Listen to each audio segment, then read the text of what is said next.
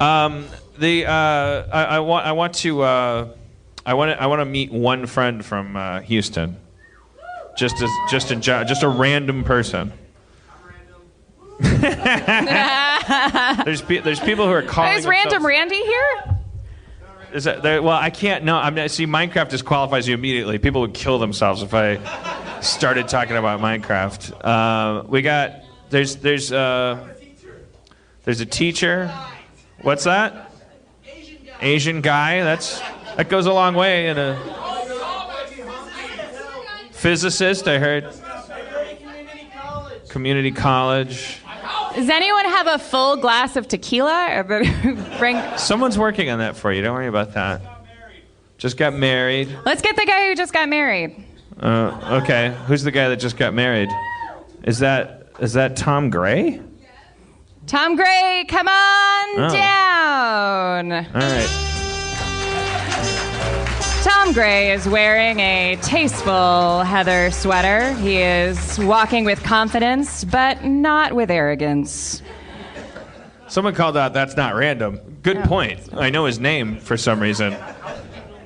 Tom, here's the thing. Your wife is the best wife of the world. She tried to put the fix in. Here, grab any mic that you want.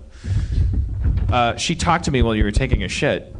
Oh. And said, "Make me the best wife in the world. Bring my loving husband that I'm married to for a week up on stage somehow."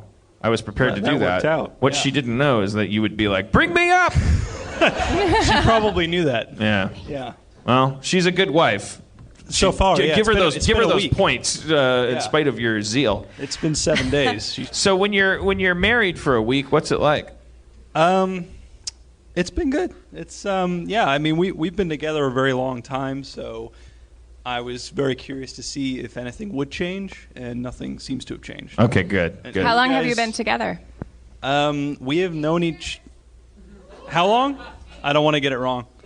8 years, she says. She's got this. She's wrong, actually. It's longer. What do you?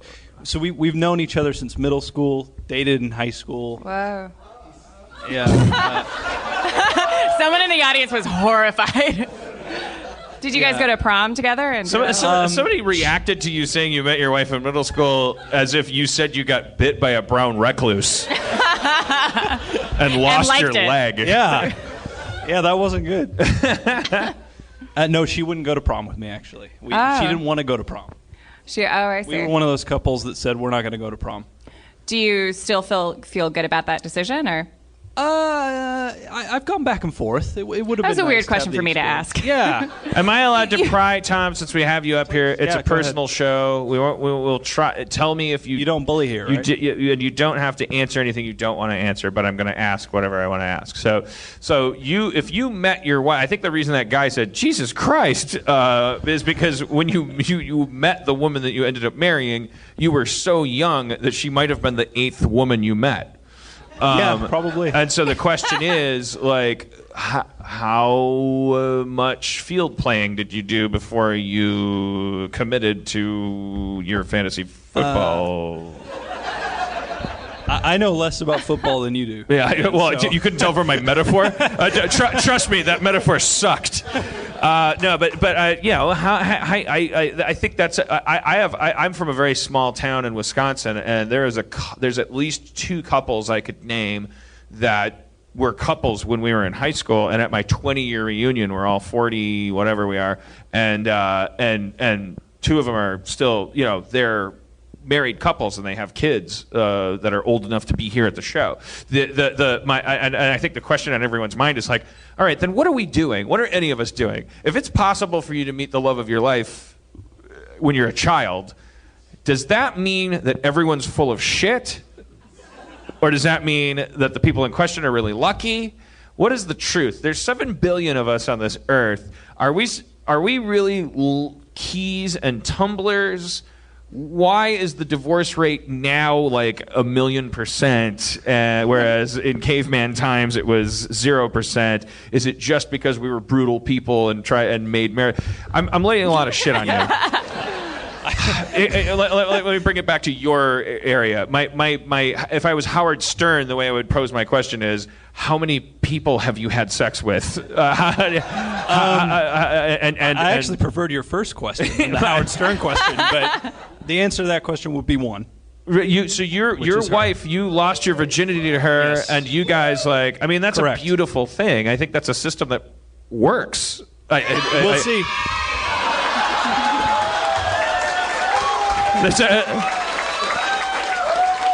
There's a group of children outside that agree. We're happy about it. Yeah. They're playing hopscotch and they're high-fiving you on your almost Mormon-like life. So you guys met in junior high. You met when it was actually illegal for either of you to do anything sexually. You grew into sexual adults. You did it with each other. Yep. You took a vow to only do it with each other forever. Now you are 1 week into that, and you're saying nothing's changed. And what do you think? What do you think the odds are? Because society says 70% chance of divorce. Is that another Howard Stern question? I mean, I don't know. I actually don't know a question. I think it's just people are fascinated with this stuff because we want to know, are we allowed to be romantic? Are we allowed to be pie-eyed? Are we allowed to not be cynical? It's because sometimes that could be the biggest mistake you ever make. I think sometimes, I always think, when we watch romantic comedies, we actually poison ourselves because then we take that into our relationships, and relationships can actually be so much more romantic if we actually allow ourselves to be human and not like these characters that are played by Matthew McConaughey and Meg Ryan and whatnot. Like we're watching 90-minute little stories about how romance is this and romance is that, when marriage is a completely different thing. So on one hand, naivete is can be one of the worst things in the world, and on the other hand, it's truly a resource that we've squandered in this country. We don't have it anymore. Like the idea that, I just love you, fuck it, let's just be together forever. And you know what? I don't have a question for you. I just try to. I think that people in the audience want to know, as they want to know from Neil Armstrong what's it like to land on the moon. They want to know from somebody who hasn't fucked anybody other than their wife. What are the? How are you going to do that? How are you going to pull this off? It really sounds like Dan's panicking. Yeah. Is he getting married in a few weeks? We get married in 3 weeks. He's like, but what do you do? And then what if the keys to the wrong tumbler? And then you're like, oh God, I killed myself. And then you're doing all these shows. You have a documentary about you. And I was like, how do you tell your parents? I mean, I don't even wear. I'm 41. I don't watch. Erin and we don't have that. I am settling down with Erin at the perfect time. I have met the love of my life, and I also coincidentally I suffer no illusion that I would ever even be thinking about what would life bring me if I didn't do this. But you seem like a young, strapping man here in the prime of your life. My God, I bet your dick You're could cut making glass. it sound really bad. Yeah. I've just always felt like I would be a really bad single person. Oh God, yeah. I am. Can you relate to that? Of course, yeah. When I'm It not a good just seems single like the person. alternative is always worse. Yeah, yeah. Romance. Boy, but okay. It's I mean you're so right about romantic comedies, and we've talked about this before. But I mean, romantic comedies peddle this idea that's not real, that partners are looking for apartments, but those apartments are already furnished. So you go into an apartment and you're like, I could live here, and then you're like, I don't know, I don't like these mirrors on the wall. I'm not into this. But I think the way that relationships really work is that you go into a space that's unfurnished. And the furnishing is the relationship that you build together. So you walk into a space and you're not like, I don't like it, but it has to be like a space in the part of town that you like, in the city that you like. I'm going to keep on going with this metaphor. You're like, yes, this apartment I could live here, and then together you furnish it. But romantic comedies, there's this idea that you're living in the apartment, and then you look across the way into another apartment, and you're like, oh my God, no, that's where I'm supposed to live. But no, you don't just get all that. That's not what a relationship is. Grass is always greener. Is that what you're saying? Not necessarily. Yes, romantic comedies. That's certainly an idea in romantic comedies. But it's just like any valuable relationship. The important stuff, I think, is stuff that you build together. And the stuff that's the most romantic for me, with me and Dan, is when we have like a breakthrough together as a couple. The most romantic thing is when we work through something. Like that really means something. Rom-coms, like any other movie, treat romantic relationships like any relationship they do, but we don't notice as much between Han Solo and Luke Skywalker as we do between the couple in Sleepless in Seattle. The characters in movies have to be dimensionalized. They have to be complete as individuals, and then they have to kind of match up perfectly, and then they have to walk away like at the end of Casablanca saying, I think this is the start of a beautiful friendship. And you have to go, oh my God, I love that guy. I also love that guy. They're going to make a perfect couple. This is going to be great. Yeah. That's how we approach romance in rom-coms, when the truth is a relationship is actually a very codependent thing where you're like, totally. You have if your relationship is going to have life, like you're going to be creating a new thing. Who cares? That's why Annie Hall is so genius, because it captures like this romance, and there's this great romance, but it ends, and like there's romance, and then there are relationships, and both should intertwine, but like, not every romance should be a relationship. Tom, you can stay in an apartment for a night, like an Airbnb, but you don't rent it. Do you fight with your wife, Tom? You've been married. Yes, correct. So do you yell? Do you go like, "Shut the fuck up"? Yeah, you're a terrible person. Are you explaining what yelling is? I want to know what his definition of yelling is, because I'm always curious about that too. Like, how ugly does it get? Like, is there a cap that other couples have? It's probably about the same as any average couple. Yeah. But what is? I mean, it's like the Kinsey thing. Like we don't know what average couples do. We don't. There's no like. We don't. People say like, oh yeah, I had a fight with my girlfriend last night. We don't really know what that means. We have lines that we draw. It's like, did you touch her? No. Okay. No, I don't do that. But it's like, how mean do you get when you fight with your lover? Like, I say terrible things. I get so mad, and I like say awful things, and then we and then we're going to couples therapy now, and I'm finding out like I don't have to say those things. That's like not standing between me and happiness. Like I'm just being, and I apologize to my dad if he's still listening, but I am just being my dad in those moments. Like I'm like possessed by some ghost. Like what? You didn't buy toothpaste? Oh, like why am I having a reaction to that? It's an actual fight. The toothpaste fight. I don't know how you would answer this question honestly, but I'm just really curious how a nice fellow like you, your shirt looks like a nicely pressed picnic blanket. Your pants are clean. I bet if I sniffed you, I wouldn't vomit. Like, your shoes look nice. Your wife came up to me. Your hair is cut. Your face is smooth. You're a nice young man. You're very nice looking. Your wife is very nice. You guys look nice together. You've been married a week. She came up. You were in the bathroom. She's like, I want to be a good wife to my husband. I want you to make him happy. You guys are adorable. It's like Parks and Rec obnoxious. Well, and I want to know what the fight's does like. Parks and Rec at night, does it get community? Does it go like, fuck you, fuck.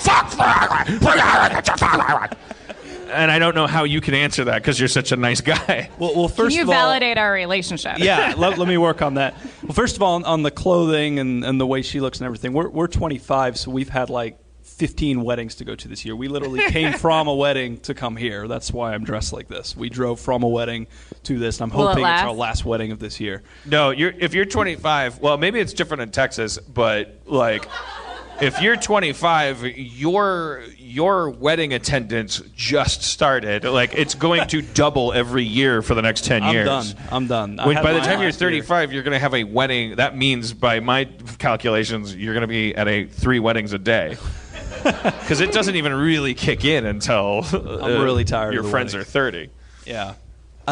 As for the fighting, I guess we actually went to different colleges and did long distance for 4 years. So a lot of my fighting memories, I guess, would be over the phone, and I feel like that was where our fighting got the ugliest. Well, we don't fight a lot, we really don't, but I always feel like I hated arguing on the phone. I really don't even like talking on the phone, which is not good for a long distance relationship, because that's the only way you can really communicate, or via Skype and things like that. So I hated, because she's the type that when we argue on the phone, she'll hang up, and then I call her back and she won't pick up, and then I'll call her back and she won't pick up, and that was always messy. So that when you first brought that up, that's the first thing I think about, is I hate any kind of argument over the phone. But so is she hanging up because you're getting overheated, or is she hanging up because she's like, ugh? Yeah, usually I'm being an asshole or something like that, and she'll just get the little dee from the iPhone. Oh, there she goes. You guys sound tame. That's I just feel like I don't throw the phone at her or anything like that. Yeah, if that's what I wouldn't. Yeah, I don't throw anything at Erin. I just feel like I feel like a Marvel character. Like this is the way I talk to her sometimes.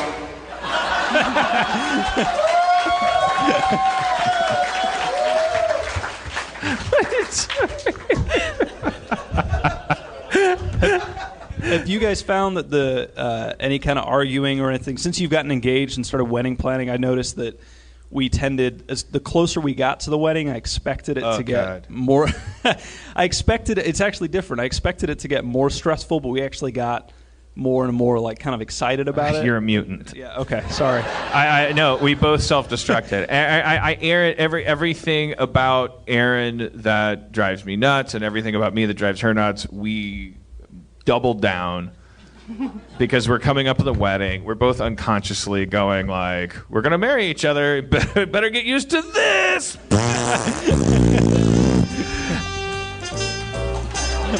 Just continue your. Don't act like it's my fault that music doesn't match what's going on. She placed random turkey in the straw, turkey in the hay. You were being Southern. No, I was not being Southern. No, I feel. I mean, but we also like. I don't know. I guess we're just volatile people, so I feel like. I mean, when you get married to somebody, all of their faults become magnified in a way, because you're like, oh, I think it's settling down. I also feel like this sounds like somebody who's justifying craziness, but I do feel like it's because I take marriage incredibly seriously. I have absolutely no intention of ever getting divorced if I get married, because I feel like my parents' generation was kind of a little fast and loose with the vows. Otherwise, we wouldn't be in the situation we're in, where everyone is raised by single-parent families. I also think it's a bad thing to stay in a marriage for your kids. If that's literally the only reason you're doing it, then fucking divorce each other. Your kids will thank you later.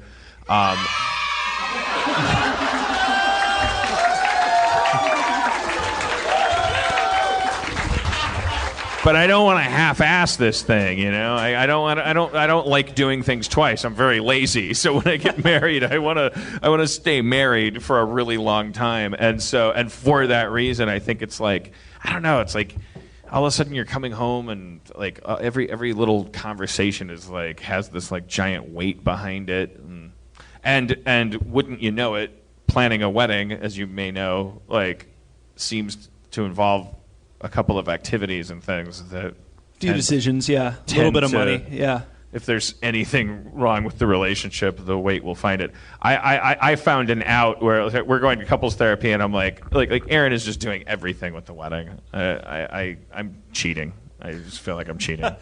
Erin's doing everything with the wedding. I tell her that I'm the first groom that's ever planned 50% of the wedding, but I'm lying too.